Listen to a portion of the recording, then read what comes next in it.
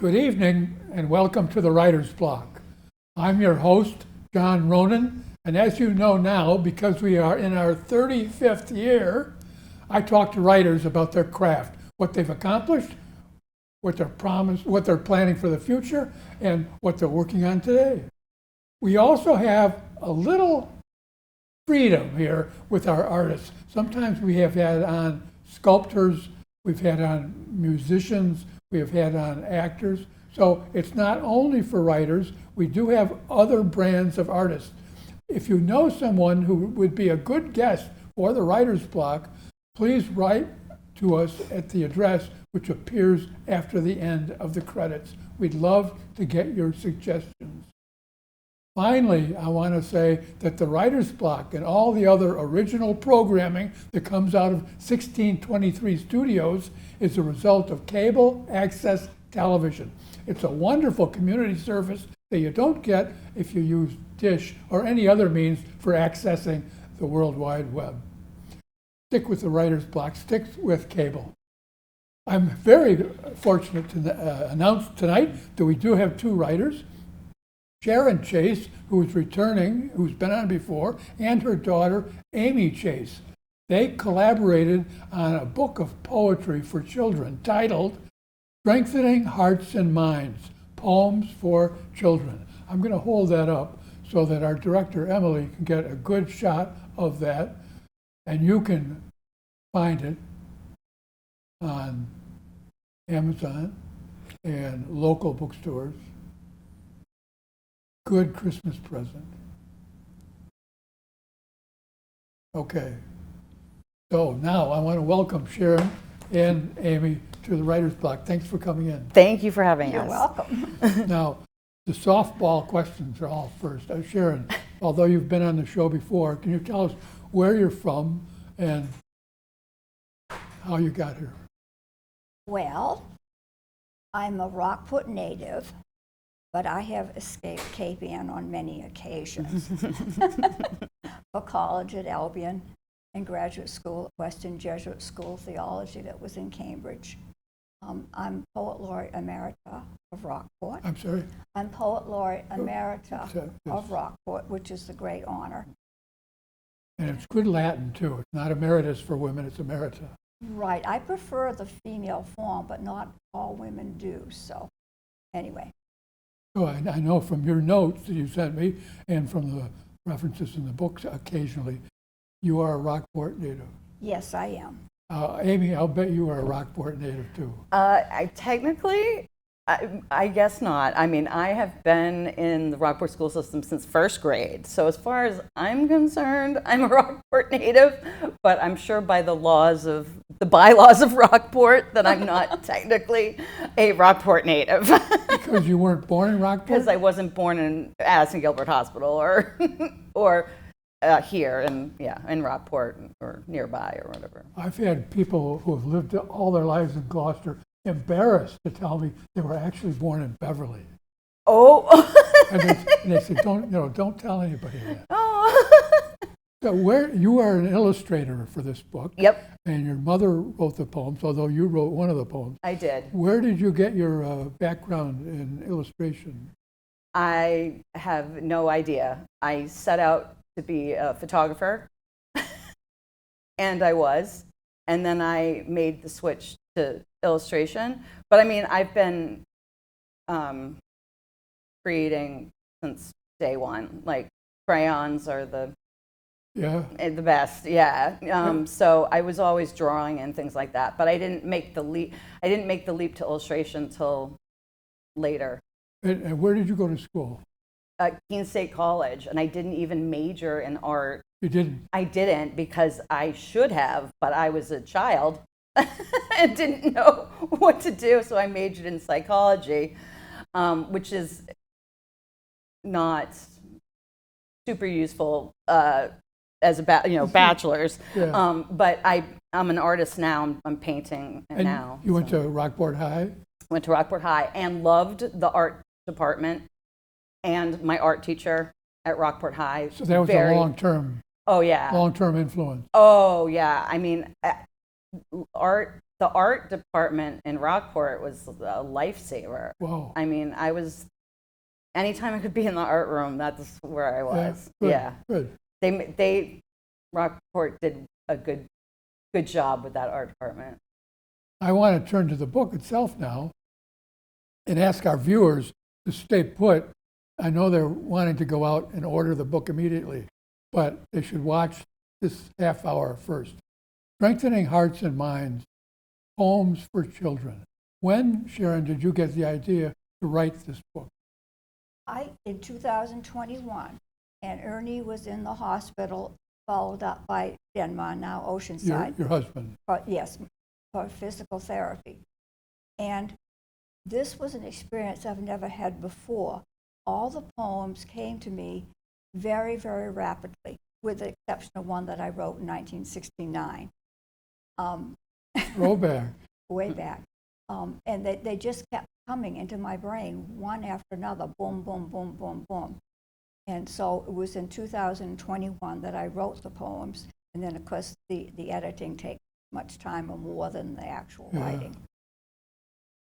And so it took you, we're now in 2024, so it took you almost 4 years before it got in your hand. Yes. It took a long time for Amy to illustrate, although she's a very fast painter, and holding out for the right publisher, which is Resource Publications, an imprint of Whip and Stop. And Amy, when did you get involved? When did your mother ask you to get involved in illustrating the book? Mom, I don't. Rough guess 2022. Yeah, 2022. Yeah, The next year. Then, yeah. I mean, yeah. Did it take a year to do the illustration? Off and on over, because we were doing it. Yeah, we even made some changes last minute when you were putting the book. Right, and actually, because I did the illustrations without us having a publisher, it means I didn't have any parameters for size or whether it's going to be vertical or horizontal or square. So I did excess illustrations. I did probably 5 times as many illustrations as ended up in the book because I didn't know. I also didn't know that I was going to end up actually laying out the book too, because if I knew any parameters, it would have been less work. But I always say, make the work and then show it to people. I think well, the problem you had of reducing the number is a common problem in television and film. There's always much more footage than you could possibly use, and you have to take 50 hours and put it down in 1 hour. Right, and that's what so cutting room floor is, so much was cutting room floor because, and I didn't know who was going to lay it out, and I didn't know, like what size, so I was just winging it, hopefully this will be big enough, hopefully there's enough space on the edge of this page. I'm terrible at going, I go right up to the edge. I enjoyed the poems, and I enjoyed looking at the very brightly colored, festive, kind of exciting, happy illustrations. They're happy. And I want to start by, I'm looking at some notes that Sharon provided me, and I want to ask her to read a poem, and then I'd like you to explain the graphics that go with that poem. So here's one poem. The dog in Friend, Dog, and Basketball is based on a dog, a real dog, who lived on the corner of Haven and Phillips Avenue in Pigeon Cove. So let's look at Friend, Dog, and Basketball. I did not put a mark in that, so I'm going to have to, there it is, page 6.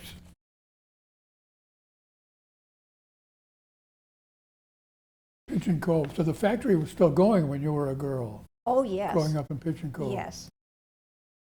So Friend, Dog, and Basketball. Would you read that, please? Sure. Sharon.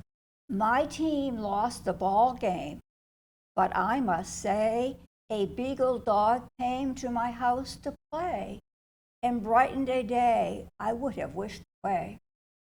That's a very nice poem about the dog doing therapy. So you wake up hating the day, but you wind up happy. It's a nice little 5-line poem, very effective. And I like the graphic too, because there's a smiling child being cheered up, by a romping dog. And that fits the poem perfectly. Now tell us about that illustration, Amy. Your choice of colors and the smiling child. This is actually one of the more, it's interesting, but it's a little bit disjointed to me. But I do like this one. But I made sure basketball sneakers were involved and the basketball, but it was originally baseball. And I was like, I don't think I can draw that. So Mom changed it to basketball, so I could put. I'm like, basketball is hip. People wear these cool shoes and have outfits, and so we changed it to basketball, so I could put basketball sneakers and a basketball in there. And the little illustration is watercolor, and the larger one was colored digitally. And I did a little bit of digital. So you shot the watercolor and then scanned it, and then superimposed it. Yeah. Is the I kind of put it together with this other image, like over this other image. Is the boy kneeling with the dog romping intended to be the boy's memory, kind of like an idea balloon in a cartoon? Oh, you know what? It's, I did not intend that. I was strictly going on the visual of the green and the green. You know what? I looked at that. To me, it was the space. It was the space and the color as opposed to the theme. I don't think that's interesting, because in this case, I don't think I. I liked it. Yeah. Idea. And I love the cheeriness of this. It's a happy image. Yeah. The dog and the boy are staring at each other in both images. Yeah. In the grass and in the house, and their dog certainly is very happy, and the boy looks very content. Yeah. The whole book is very cheerful, and I think a wonderful book for children, and for them to get used to the idea that poems are a good experience, a nice experience. I wish I could say I planned that memory, that memory bubble. Well, you did. Oh yeah. I want to continue on this, looking at poems, and I've got some notes that Sharon provided for me, so I know something about a number of these poems.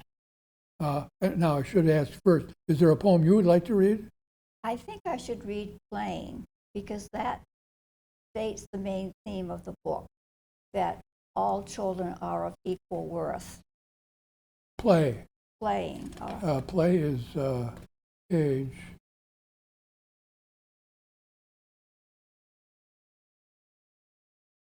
I don't see play. Playing, is it 20, Playing. 25 Playing, or yeah, 26? 25 or 26. Playing 25? Oh yeah, 25. Playing, okay. Playing, okay, please. Playing, not too energetic today? That really is okay. There are many different ways to play. Some children love to jump and shout and turn their muscles inside out. Others like to pause and see the wonders of our world that be. Thoughts turn into poetry. Very nice. I like the plug for poetry, and I like the cheeriness of that as well. Playing leads to art. And the graphic below, Amy's graphic, has some very, very happy children, 5 of them playing in a park, and when you can see their faces, they are all smiling and or jumping and having a great time. Can you tell me, Amy, about the construction of that image? Yeah, I really enjoyed this image. I would have loved to do like a 2-page spread of it, but I did do that one in pieces as well, because I focused on each child. So I brought the pieces that were then good. collaborated together. But this is my little skateboarder. Here's a skateboarder on the part of the image. Part of the image, and then And just hold the skateboard up there for a little bit longer. so to messy. I hope give I Emily a didn't chance write to anything zero front in of on it. that. Okay, she got it. I got Okay. the thumbs up. And this is the little boy taking a photograph of the caterpillar, worm, I don't know, inchworm. Okay, she got that. And my favorite is the turning yourself inside out. Yes, it's a wonderful line. I know, right? Turning the muscles inside out. Turning muscles inside out. I guess that was probably me as a child, but not as an adult. These are the what I call the yoga twins. So, and these, yes. There's one on each little Good. hill. And then my favorite is, I guess this is Mom, but it's also kind of me. But it's more Mom, really. Very nice, very nice. I love the cheeriness here and throughout the book. Yeah. But these are happy kids. Yeah. And the happy, I love what you do with glasses too. Sometimes the glasses always make the eyes jump out, and it's not not like a nerdy faculty or a nerdy add-on. It's very part of the happiness. Exactly. I want to ask you to read a poem, Amy. Oh. Because you have a poem in here called Parks, I believe.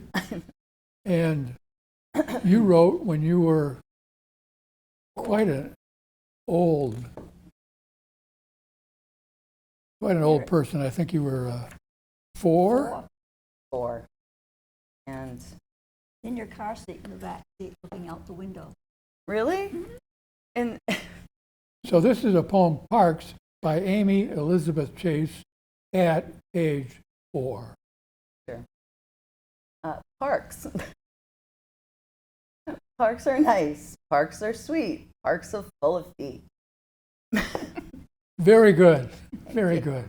And they are full of feet. They and are the full poem, not the poem, the image below that shows a girl playing basketball. She's about to dunk, a boy tightening his shoes, and a boy doing a handstand, evidently on the basketball court.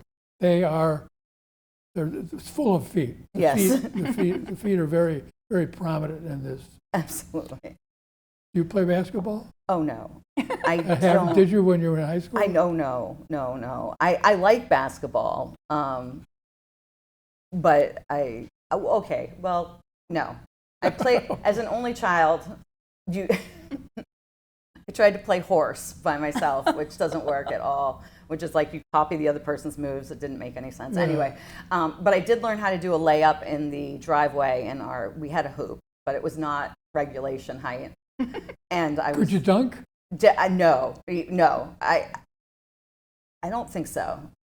I don't know if I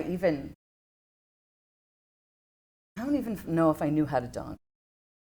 Did you learn any basketball from me? I know it now. The girl in this picture is about to slam it in. Yeah. And I think there are a few women in the WNBA who can dunk. Oh yeah. No, absolutely. I mean, dunking is now like more common than it was when. Yeah. I want to ask a question for both of you on collaboration, and I want to use this to do it because this is the only one where you did everything. You wrote the poem, and you did the image. Yeah. Did you collaborate on this and advise Amy? I don't remember advising her on this particular one, but I did express my opinions, as the writer, and basically that worked out okay. There was one instance when I wasn't as sensitive as I should have been to the tree, and because, see, the tree towards the back, it's exactly how I described the tree, where the tree is round as a basketball. I did paint this tree, and I was kind of proud of it. And it wasn't the tree. Yeah, hold that up. Yeah. So The great tree. Yeah, no, it's a great tree. But It's always been a great tree. thank you. She did point out that it wasn't the tree that.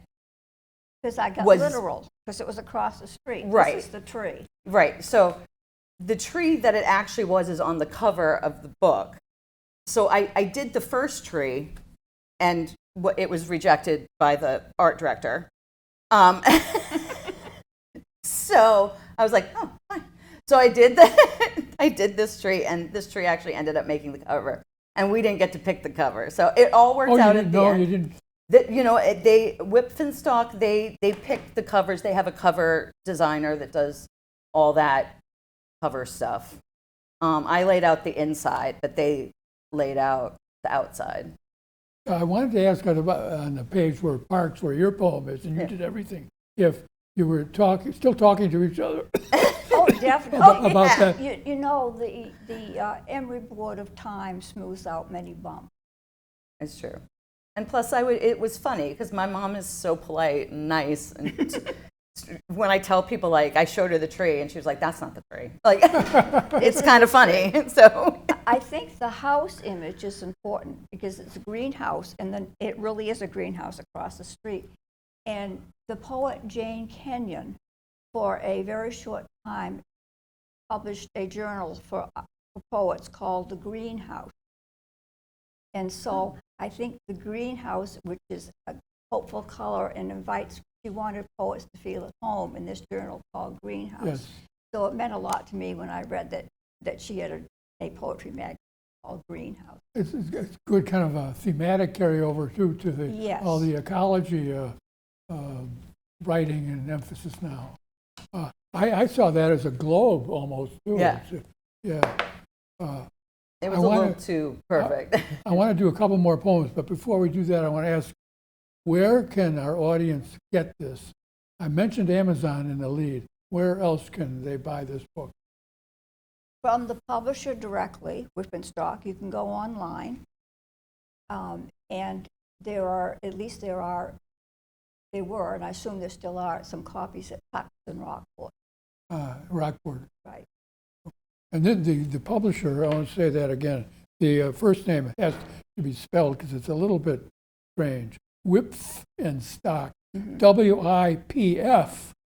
What a word, Whip and Stock Publishers. So you can get the book from them directly, or you can go on Amazon and buy. I bought some things from Amazon this morning.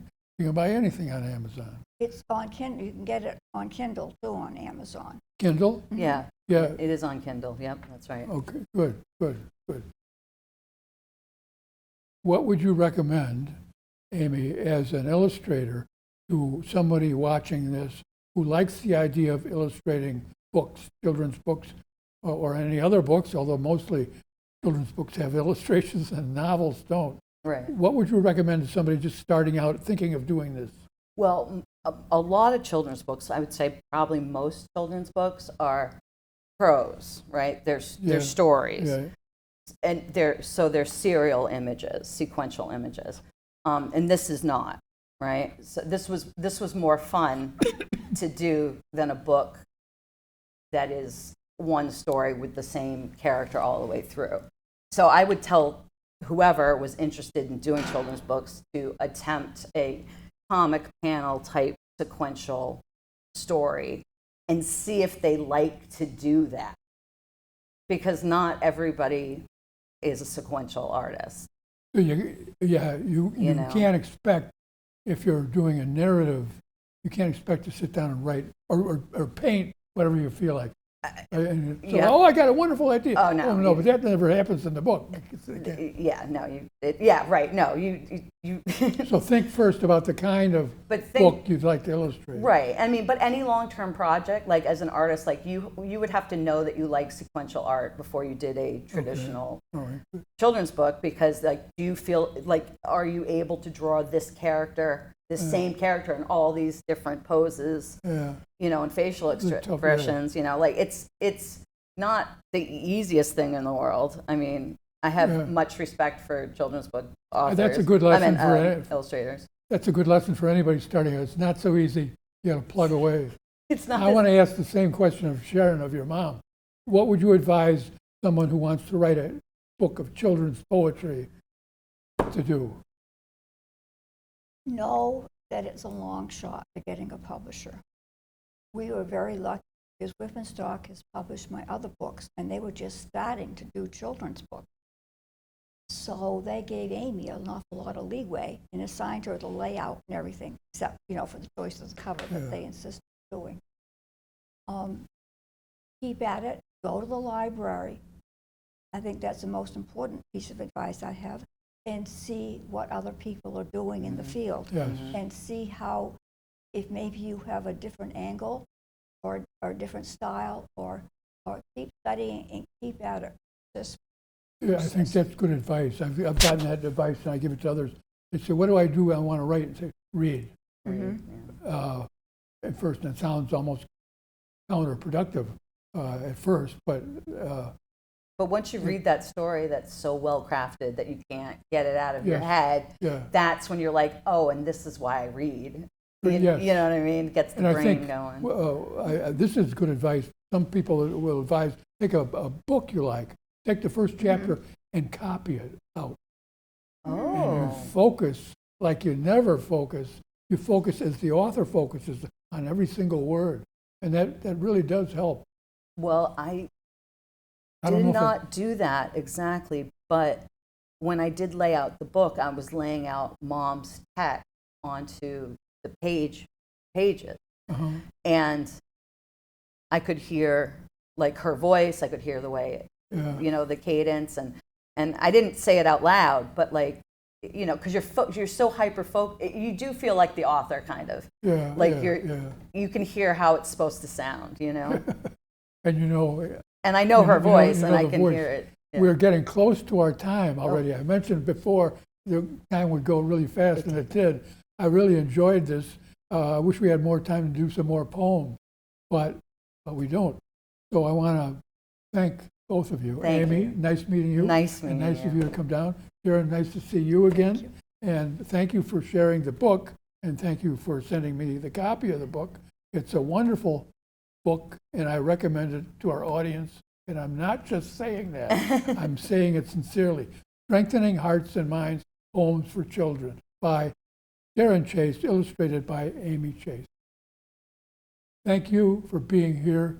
I appreciate your time and appreciate your expertise in this book. I hope it does very well. Of course, after this airs, you'll be world famous. Yeah. You'll be rich. Absolutely. Right.